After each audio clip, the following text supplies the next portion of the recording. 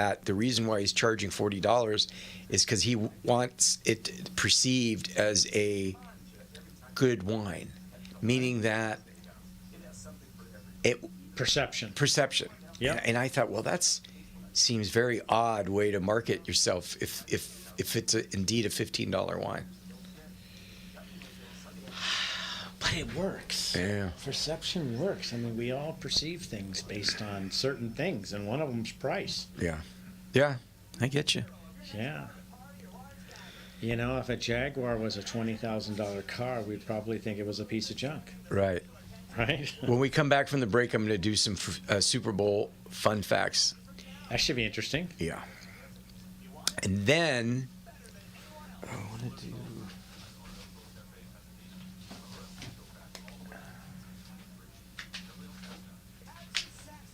Oh, here we go.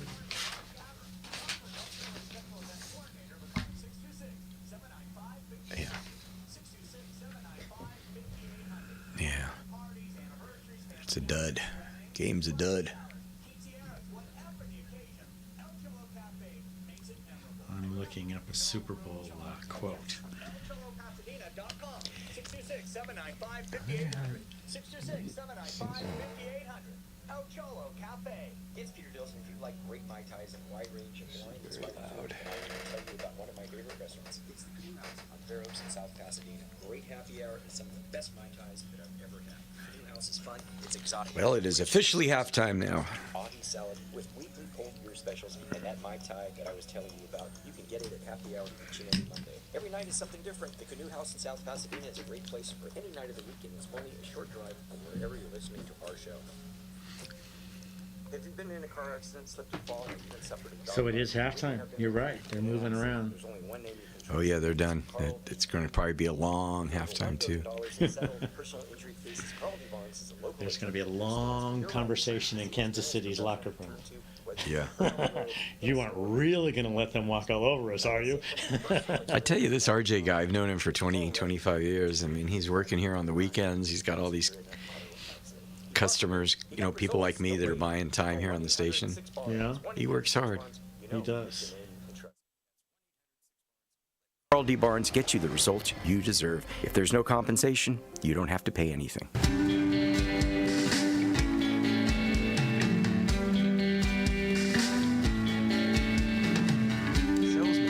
Oh, that's a little loud. My music's a little loud in my microphone. It's Peter Dills, AM 870 KRLA. That music right there is our good friends at Peter's Cafe. They didn't name their band after me. Just their name of their band is called Peter's Cafe. Michael, that's called bumper music. That's bumper music? Yeah, when you Okay. hear the bumper music, that means you're going into the radio show or going out of the radio show. You knew it was time. Yeah, I knew it was time because I heard that music. So I just wanted to tell you, when I was doing this fill-in at AM 590, the guy that had the show had the whole entire show scripted. So it wasn't like I was going off the cuff. I was actually reading questions that the man that was his show wanted me to do, follow a Interesting. script. That's fine. Okay. It's his show. Yeah. And so one of the guy, when I was interviewing him, had a winery in Temecula, and he was telling me that, asking me, do you think $45 is too much for your Cabernet, for my Cabernet? And I thought, well, I don't know. That's up to you. He goes, well, I'm making a fortune on it. And I thought, well, you know, to me, if I'm selling something, bagels or cookies, Girl Scout cookies, whatever it is, pizza, got Pizza Hut in there. I say sell to the masses, eat with the classes, meaning that the more you sell and the better price it is, the margins sure might be small, but you're selling so much of it, it makes sense to have a small margin. But his feeling was, no, I want to make $30 a bottle and just sell, I only have, 1,000 cases, so I want to make $30 on each bottle. What do you think?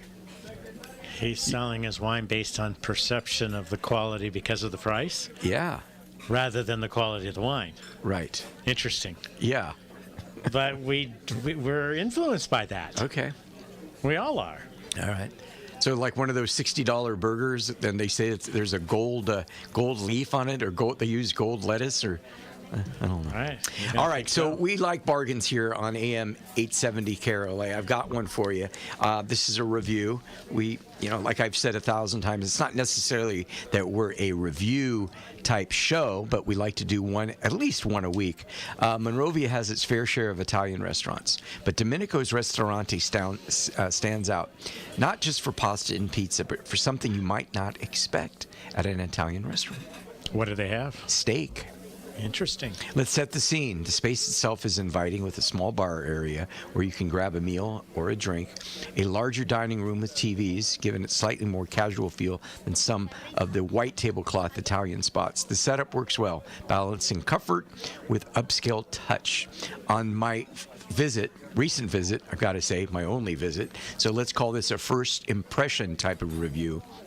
I did dine with the owner, Anair, who made all the choices for the table. It's a great way to get a feel for what a restaurant does best. So often I go out, Michael, and I'll talk to an owner of a restaurant, and I want the signature dish. And that sometimes they'll say to me, but everything is good. Well, okay. Everything is great. How about bringing me the great stuff and leave the good stuff behind? And that's why sometimes when I go out to eat, even though the owner knows who I am and that I have a restaurant show or food show, I do want to get the best of the best. And the best at this particular Italian restaurant was the steak. Every cut of the beef was certified Angus, and it shows right away, cooked just right, full of flavor, and clearly they've given a lot of attention to the steak dish at an Italian restaurant. It made me pause, though. What is a Italian restaurant or a steakhouse disguised as one? Meaning, is it a steakhouse disguised as an Italian restaurant, or is it a Italian restaurant disguised as a steakhouse? Anyway, I'm going to use the word again. I digress. Of course, a name like Domenico's carries some expectations. For those who want a traditional Italian fare, you won't be disappointed. The pasta dishes are well executed, and while I skipped pizza this time, yes, it felt very wrong. I'll be back to try the pizza. Service was attentive without being overbearing, and the atmosphere relaxed but not sleepy. If there's a downside, it was that Domenico's might not be what you expect. If you're looking for old school, dimly lit Italian joint with the candles in the Chianti bottles, that's not what this place is all about. Interesting place. Now, was there herbs and spices to make it Italian flavors? Well, I only had the steak. We had the steak, shrimp cocktail. It seemed like we were having more of a no. I don't think that when you're having steak that you need a whole bunch of stuff. If it's a good steak, really all you need is a slight bit of pepper. He did bring out some of the sauces that are common, like at Taylor's and at Arroyo Chop House, for you to dip the meat in if you so desire. I don't think it's needed there, but next time I will try the pizza. But all in all, 2 thumbs up. Domenico's Ristorante in Monrovia, and that was a non-paid endorsement because the steak was good. Yeah, the steak was good. People should know. Yeah, and I can't wait to go. I didn't even know about it. I should have brought the menu with me because it has the wine list on there. Is that your kind of deal? When you go out, do you kind of look and know what prices are of wines, or do you kind of laissez-faire, let it lay where let it sit where it lays? I always look at the wine list first before the food. You know what? My top. If anybody wants to chime in, our phone number is 866-870-5752. You know what? I think the top 5 complaint about restaurants that I encounter is that people don't understand the margins for wine at restaurants. Now, because they're saying it's expensive. It's expensive. Because they mark it up more. And sometimes they don't have to, because a restaurant will actually pay a different price than a supermarket will, because the ABC laws in California dictate that a restaurant pays the per glass price, not the per case price. Don't ask me what that means. I just know that restaurants pay a different price than, let's say, supermarkets. They're not going to buy a bottle of Tattinger at your favorite restaurant the same price as a supermarket will, because they want to, in California, they want to level the playing field, so to speak. So a bottle of Tattinger, which is $85 a bottle at Oreo Chop House, which just blows my mind. That's such a good deal. That's less than double. But you go to other restaurants, and I'm not going to pick on anybody. But they will double them. But triple. Yeah. I mean, they will triple them, which, again, that's what I'm saying, Michael, is that it's one of the biggest complaints that people say to me is like, oh, I love this restaurant, but I can't believe that a bottle of Prisoner was $135. Heck, I can get it at, blah, blah, blah, blah, for $45 or $50. But is that really leveling the playing field? Because restaurants are not able to compete for the price of wine like a grocery store can. Well, and granted, their service that goes with it. And I always say that you could bring your own wine to a restaurant. However, my rule is if the restaurant already has that bottle of wine on their menu, that's not nice. That's not nice. Right. If it's a special, if it's Dom Perignon 2004, because that's what year your daughter was born, and the restaurant doesn't have a 2004. Okay, I get it, but I think it's just don't do that. I always bring older wines when I take them to restaurants. Well, that's and they don't have those. Yeah, they don't have you those. Can't do that. Yeah. So and then you pay their corkage. Yeah, which is for the service. Yeah. Well, my dad's old school theory was, and not that he would do this, but he went out a lot more than I did. Back in the 70s and 80s, when he was reviewing restaurants, it was more common than it is today to have a sommelier on staff, and then you would let the think of the metal thing wrapped around the neck, and the sommelier or the general manager or the wine steward would come by, and you'd say, hey, I brought this wine from my collection, I'd like to share it with you. And that would be a way, old school way of not having to pay the corkage fee, because you're sharing some of your good wine with the person that works at the restaurant. That's right. Okay, so you're familiar with that. I am. Okay, good. But you know what I find today? Yeah, today's is that they different. Take the taste and they charge the corkage. How dare they? All right, so listen, we got a couple more minutes till we go to the break. When we come back from the break, we're going to talk about Michael's book. But it's Super Bowl. I know it's a blowout, but it's Super Bowl. I got to do this. Yes. All right, Super Bowl fun facts, food facts. Wings. Americans consumed over 1.4 billion chicken wings today, Super Bowl Sunday, enough to circle the earth 3 times. If you lined up the wings eaten, they would stretch from Kansas City to San Francisco over 600 times. How about Kansas City to Philadelphia? Pizza power. Domino's and Pizza Hut report Super Bowl Sunday as their biggest sales day of the year. Around 12.5 million pizzas are ordered nationwide on Super Bowl Sunday. I think that seems low. It's a lot of pizza, I know. It's a lot of pizza, but there's a lot of people watching the game. Delivery drivers tend to make 4 times more tips than they do on regular Super Bowl. Guacamole craze. Over 100 million pounds of avocados are consumed today, Super Bowl Sunday. Mostly, of course, for guacamole. That's enough guacamole to fill the entire field at the Rose Bowl in Pasadena, over 4 feet. Wow. Hot dogs, more than 12 million pounds of chips, 4 million pounds of pretzels are eaten. Super Bowl Sunday is the second largest consumption day. I did have chicken for lunch, but I wasn't watching the game. All right, we got to take another break, but when we come back, Michael Higgins is here, and we're going to talk about.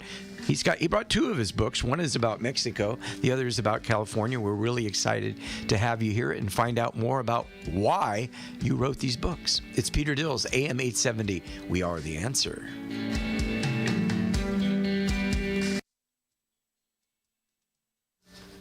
I could do. There's enough content to do a 2-hour show, but I think the podcast is really going to take off. I really do. Probably an hour. I don't know what the consumer's attention span is, Yeah. Well, and that's the thing. That's why I wanted to. That little video we did today, I wanted it to be quick. That was nice. You really got it. You got it good quickly. I was really impressed and surprised. Oh, here's an answer. Jim Blumling, who I know, California liquor laws allow wholesalers to offer a better cost of goods for by-the-glass pricing. Wineries like the opportunity to get lips to liquid by driving trail with just a glass. Beer, wine, and spirits drives disproportionate amount of restaurant profit. So he's saying that the lowest price And he used to run. wines He used is to for run the wines by the glass. He used to run Albertsons, Safeway, Vaughn's. He bought all the wine for them. So he knows. So he's saying a restaurant would pay less wholesale for the wine if they're serving it by the glass. Correct. But That's they're what gonna, I was trying to get But they're at, going to but I- pay more than Safeway if they're selling it by the bottle. We got to get him to call and That would be really good. Explain it to us. I think he's watching on Facebook. Jim, if you can't call in today, next week, maybe you could explain it better. But I tried to explain it because I know it. But like for an example, I don't need.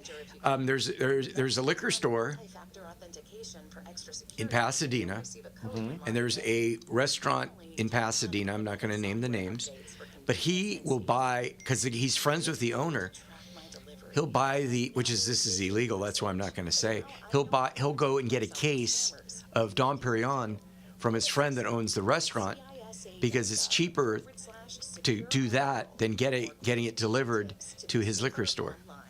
So it is less expensive for restaurants.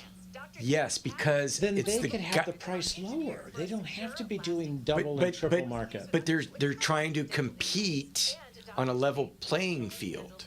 That's what it is. He's telling me the answer, but we need to know more. Yeah, we need to know more. That's a good conversation. Yeah. Tell him to call next first Yeah. Sunday night, and we'll have a three-way conversation. Yeah. It'd be really interesting. I think people would love to know. I want to know. You want to know, right? Yeah. Okay. I got.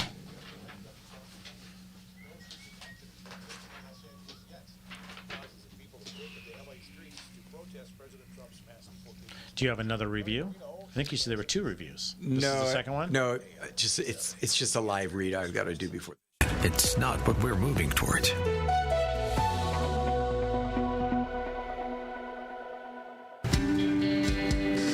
It's Peter Dills, AM 870, The Answer. Yeah, we've discovered a whole new thing, Michael, about these liquor laws. We got to figure out the answer.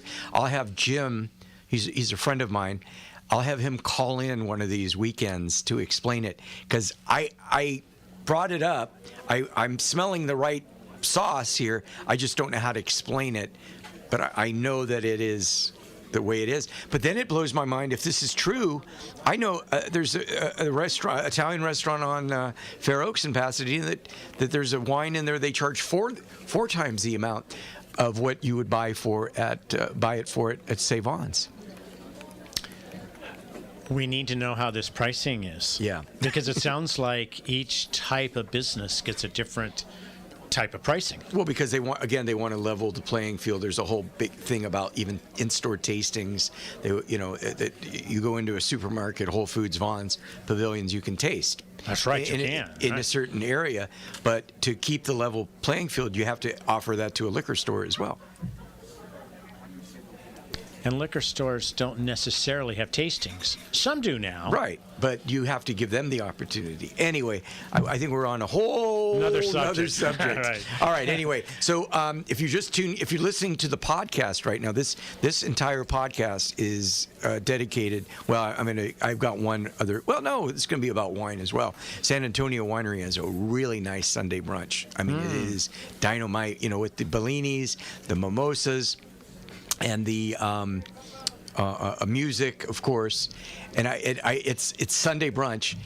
Today was a beautiful day, and it's just like every time I talk about their Sunday brunch at San Antonio Winery, it's called the 1917 Bistro. I cross my fingers to make sure that the weather is good outside. Obviously, you can eat inside, but Outside is outside nice. is Really is nice. Well, let me reintroduce Michael Higgins. He's actually a neighbor of mine, which is kind of funny. Just a couple blocks. I felt bad driving to your house today because you're so close, and I thought, God, that's bad for the environment. I'm driving a car 2 blocks, but I had somewhere to go afterwards, and so anyway, It worked. Isn't that weird? Like that's the way I think. I'm like, I could have walked to his house.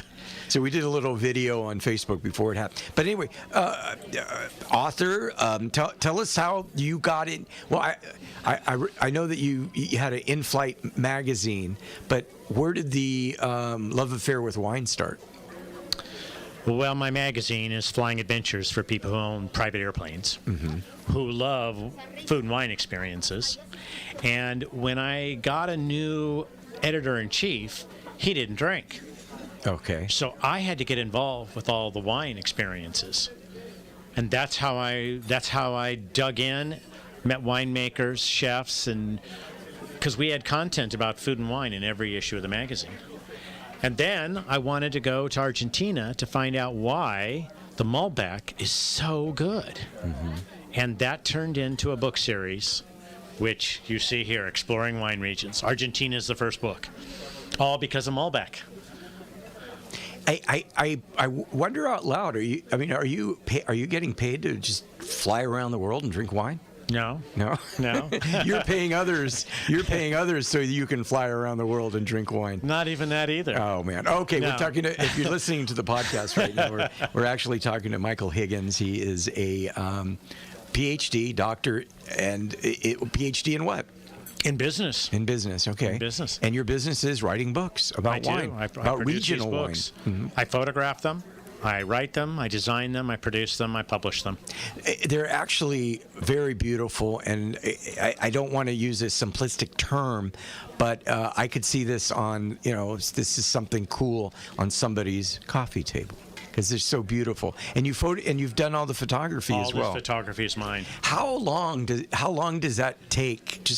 How long does it take to put together a book? I mean, Years. So the one in your hand right there. 3 years. Wow, Yes. it's amazing. And this is California that I know so well because I live here. It still takes 3 years. Now, I know the book because you gave one to me, autographed one to me, but you've got a ton of wineries that are covered, and then you talk about where people can possibly stay when they're in those cities. Well, maybe that's going to a different But that's subject. true, though. But I mean, the primary part of the book is the wineries, of course, Yeah. and traveling the wineries. Right. But the secondary is the food, because the food and the wine, and it's restaurants at wineries, food and wine pairings at wineries, great restaurants, and then the accommodations, because this book is about going to those regions, and you've got to stay somewhere. And I have places you can stay in the vineyards. Yeah. So, you've done all this by yourself, and you might be in Lodi, and then you're talking to the guy or the gal that owns a hotel, and you're explaining to them what you're doing, and what is the just a mental picture in your book? You wanted to talk about Edna Valley today. Yeah, you wanted a topic, I thought, Chardonnay, Edna Valley. Yeah. Yes. Before we talk about Chardonnay and Edna Valley, I have a question. What is buttery? What is oaky? And what would be neutral? Crisp. Okay. Well, crisp is without the other two. Yeah. That's why I gave you 3. Yeah. And oaky is, of course, the oak. Okay. And Chardonnay doesn't necessarily have to be aged in oak. In fact, some of it's not even aged, but So some that of would it be is the aged in neutral, oak. the unoaked. Stainless steel. Stainless It's steel. Stainless like steel. Tolosa, Lincourt. I got a bunch of them. I can't remember. Yeah. There's lots of them. I mean, Yeah. Chardonnay likes to grow in cold environments, and we have a lot of cold environments in California. Maybe we think of California being warm, but we have a cold Pacific Ocean, and that brings cold air into the valleys. And these places that are close to the ocean like that, are getting the coolness that's good for Chardonnay as well as Pinot Noir. Those are the two grapes from Burgundy. And think of Burgundy. It's cold. It snows there. It's very cold. So these two grapes love it. And I'm really not into the California Chardonnays, like you're talking about, the buttery and the oaky, and I like the Burgundy better until I went to Edna Valley. Okay. And Edna Valley, so people know where it is, San Luis Obispo, that beautiful, cool town. It's literally adjacent. The airport is right next to the town, and the airport's right at the beginning of the valley of all the vineyards and wineries. And they have direct access to the cold ocean that blows that cold air and that fog into that valley. That's perfect for Chardonnay. Edna Valley's been producing wines for years and years and years. I remember when, 35 years ago, I worked at a grocery store. The wine was called Edna Valley. The label was Edna Valley. So and there is an Edna Valley Vineyards too. Yeah, well, yes. that's probably what it is. But that was, like I said, that was years ago. So when you mentioned Edna Valley, I said, oh, I know Edna Valley. Well, Chamisal is where the first plantings of vineyards were in 1973. So what is that? 52 years ago. And that vineyard or that winery has access to these old vines, and old vines produce great wine. And actually, this is kind of really good for the story, because I went to Edna Valley for the book, exploring, going to wineries, and after I've been going there for a week, I was surprised that I loved the Chardonnay. And I'm thinking, what am I doing loving Chardonnay? And when I was at Chamisal, I was hanging out with the winemaker, who studies all in agriculture and terroir and all the things that go into great farming of grapes. He said the reason is because this is the coldest appellation. That's Appellation, a place to grow grapes in California. So Edna Valley is the coldest, and that coldest probably really represents Burgundy the best it can. It may not snow there, but it's got the coldness to get those grapes. I loved it. If I'm going to drink a Chardonnay, I'm going to want it to be from Edna Valley. We're talking to Michael Higgins, AM 870. You're listening to AM 870, The Answer. If you're listening to the podcast right now, Michael is an author. We were discussing two of his books, brought along two of them, exploring wines. One is the California that we're talking about right now, and the other one he has in his hand is Mexico. He's done one on Argentina, and he's looking at going to Greece soon as well. Yes, Greece is the next one. I've been there twice already. I'll be back in May. And you can get a full book out of Greece. You know what? I want to do smaller books because I can do them quicker. Remember, you asked me about the time. I want to do more books, shorten the time. And I thought Greece will be great. I can get this done. Right. Greece is going to be another big book. Yeah. It's interesting. They've been making wine there for 5,000 years. Imagine that. 5,000 years. Yeah. Interesting. And so there's going to be lots of history. You know why the Italians have wine? Because the Greeks. The Greeks took it there. Okay. Do you know why the French have wine? Because the Germans took it there. Because the Italians took it there. Remember the Romans were spreading, vineyards all over Europe? They went to Spain and France. Well, they weren't those countries yet. Well, I got one out of the two, right? Yes, you did. But, it's an interesting history of where things started from. Yeah, of course. Yeah. Marco Polo brought over, got this pasta from Spain? China. Yeah, everything has to start somewhere. And there's a god of wine. So we have to talk about the god of wine. Yeah. So this book is going to not be so small. Right. It's going to be interesting. I'm enjoying putting it together. You just wanted to put together a pamphlet, and now all of a sudden, it's okay. What is this guy? Oh, Jim said he would call next week. Yeah. And then John says, Silver Oak and Jordan, and the best is Maya Camus. So there you go. I know those three. Yeah. Yes. That's funny. It's interesting, people's favorites. Yeah. Well, my favorite is Champagne. Tattinger. Brought to you by Yeah, I our know you Tad love here, that. right here on AM 870 KRLA, The Answer. We're here every Sunday evening at 5 o'clock. Next week, we're going to be talking with JP. He's a chef over at Musso and Frank's. We're going to see why that place is so wonderful. And then we're going to be talking about pizza in 2 weeks. Michael Freeman, he is the owner and pizza maker there at Zello's in Monrovia. He's got an interesting story too, Michael. He actually worked at a restaurant in San Francisco, and the pizza that he makes is actually a cornmeal base. That should be really good. Yeah, I know. and it's the menu. Probably a different kind of crunchiness to the crust, I would think. It's thin, kind of like you would do with the Chicago style pan pizza. And the menu that he has is so simple. He has a beet salad, and he's got this pizza where obviously you can get different toppings. But if I was to open a pizza restaurant, that's the way I would do it. I would say it's going to keep it simple. All right, we got another break. But we're going to come back, continue our conversation with Michael Higgins about his book, Exploring Wines in California. Okay.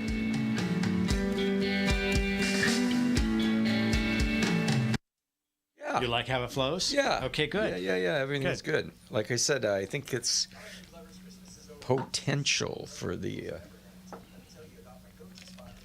Do you want me to talk more about In the Valley?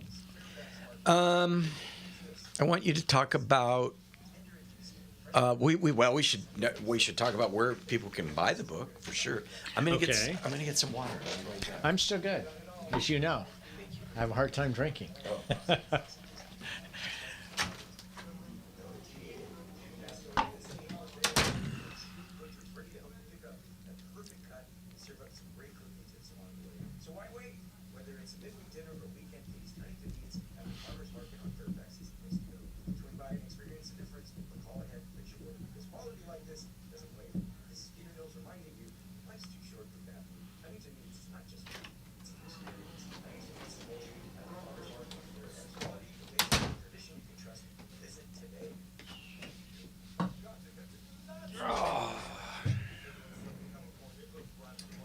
Make sure that I have everything covered.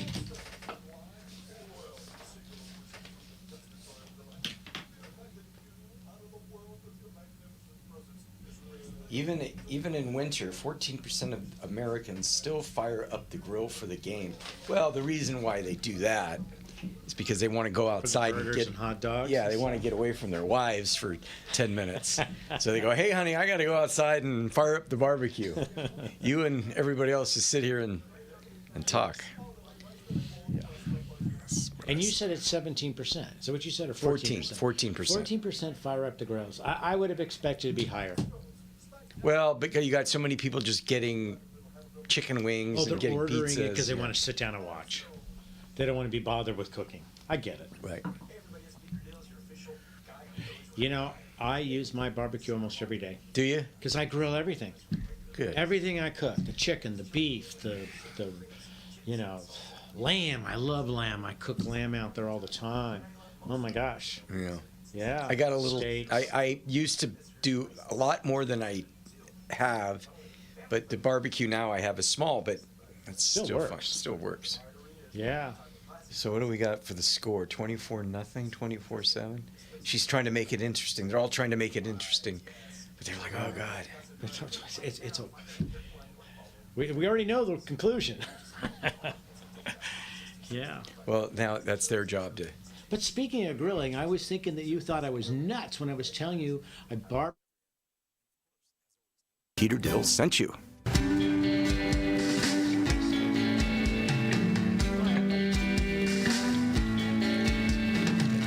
didn't know what to think.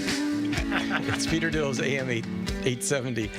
The Answer. Yes, thank you. Thank you to Tattinger Champagne, of course, bringing us the show. They were the first sponsor to come around. If you own a restaurant or a business, or got bus signs and digital billboards and radio and all sorts of stuff, we can talk about your business right here on the radio. So, Michael, do you hear that?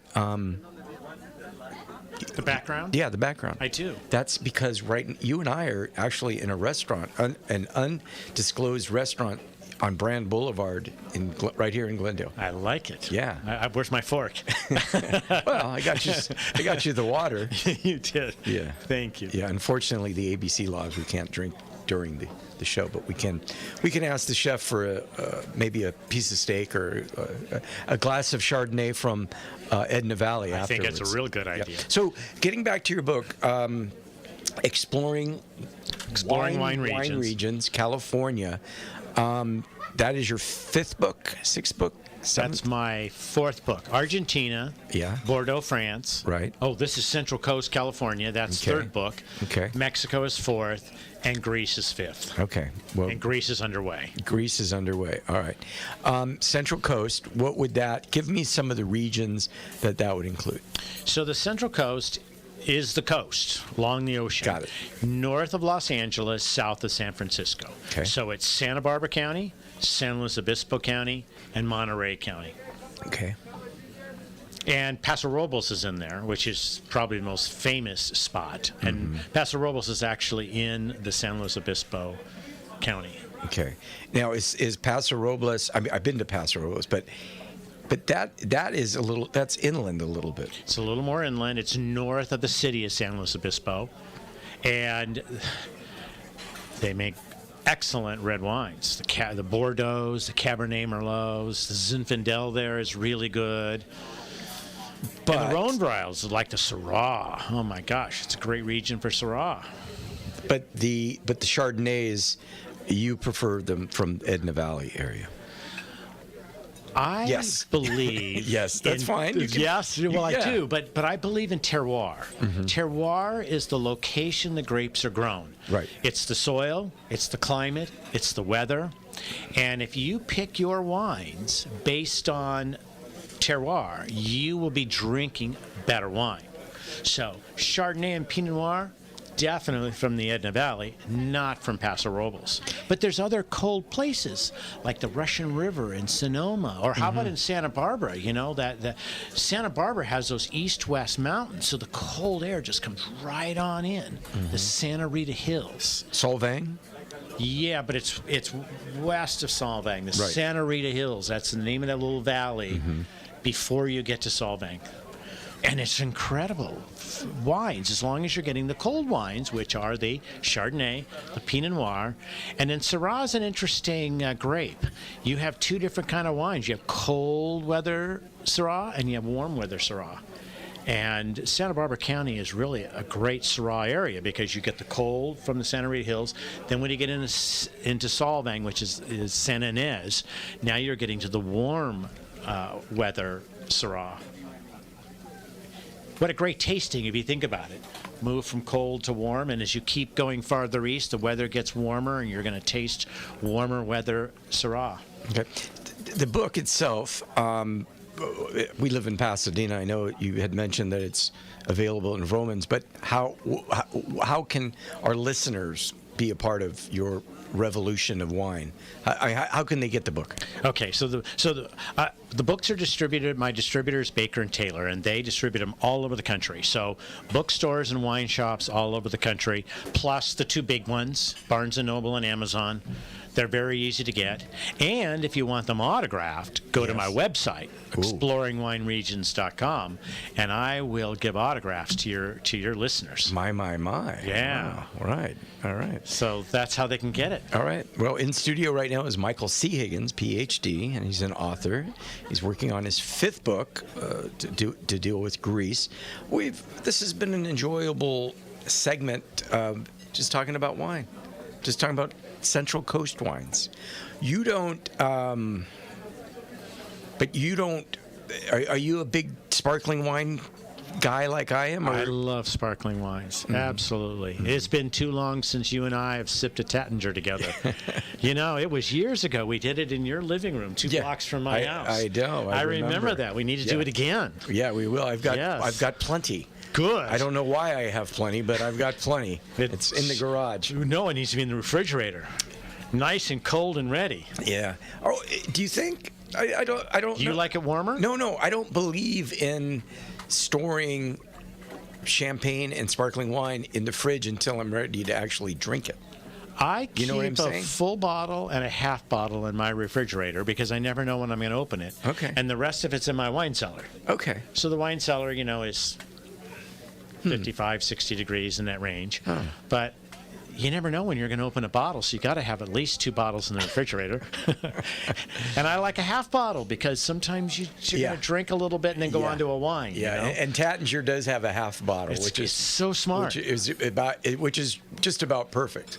Now, let's be honest. Could I finish a full bottle of Tattinger? Certainly, Easily. But It's so good. It's so good. But half a bottle will do me just fine. Yes. So we're talking to Michael Higgins, PhD. He's written all these books, and we plan to have him in the studio at least once a month. So we'll need to figure out different subjects for you to talk about.